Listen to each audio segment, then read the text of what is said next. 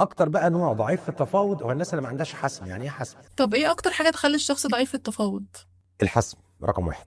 انت عارف ان في شخصيات كتير ما عندهاش القدره على المواجهه، مواجهه الواحد بطلباته، مواجهه الواحد باللي هو عاوزه، فما عندوش ملكه الحسم، وبالتالي يبقى فاشل جدا في التفاوض.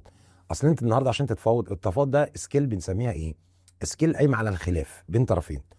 أه صحباتك قرروا ان هم ياكلوا بيتزا وانت ما بتحبيش البيتزا، فالمفروض ان انت تتفاوضي معاهم على في كونفليكت بينكم، هتاكلوا في الاخر ايه؟ بيتزا ولا هتروحوا المكان التاني اللي انت عايزاه؟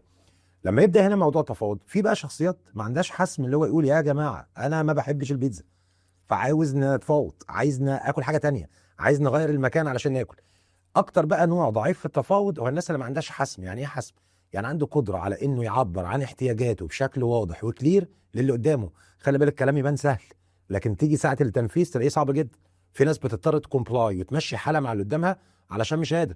هديك يا روان مرتب 3000، انت من جواك مش قابله الثلاثه، بس مش قادره تقولي لي ان ثلاثه ما يناسبنيش، انا محتاجه خمسه ولا سته ولا سبعه. فهنا مشكلتك بقى مش في التفاوض، مشكلتك اصلا في الحسم، في التعبير عن احتياجاتك، انك تحترمي النيدز بتاعتك وطلباتك وتعرفي تقوليها بشكل واضح للي قدامك. في حاجه تانية غير الحسم، ان بعض الناس بتخسر التفاوض من اجل العلاقات. يعني علشان يبان شخصيه محبوبه بزياده، فيضطر يعمل ايه؟ يضطر يقدم تنازلات. وايه المشكله لما اكون معاهم بيتزا ولا ما بحبهاش؟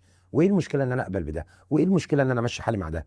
ده بيضعف التفاوض. في ناس فاهمه ان العلاقات بتقوي التفاوض، العلاقات بتضعف التفاوض. طول ما انت بتبحث ان انت يعني تو بي لايكد، فده بياخد من رصيدك فيخليك دايما طرف خسران.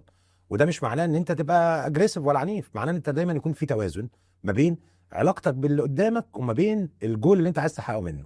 احيانا بقى اخسر، احيانا اكسب، دي بتاعتي. قدرات تفاوضيه ممكن يعني نتكلم فيها في حاجات كتير يعني. لكن الفكره العامه ان كل طول ما انت يقول لك don't seek for being liked, seek for being professional. دايما الناس تحب الشخص البروفيشنال، بيشد، بيجذب، بيحقق اهدافه وبيتنازل. لكن الشخص اللي هو بيسعى بس للحب ده على طول هيبقى شخص عنده مشكله كبيره جدا في التفاوض. فالتفاوض محتاج حسم عالي جدا وقدره على التعبير، محتاج كمان شخص مش بيسعى انه يكون محبوب، بيسعى انه يبقى بروفيشنال. دول اكتر صفتين بشوفهم ممكن يضعفوا الطرف اللي هو بيتفاوض.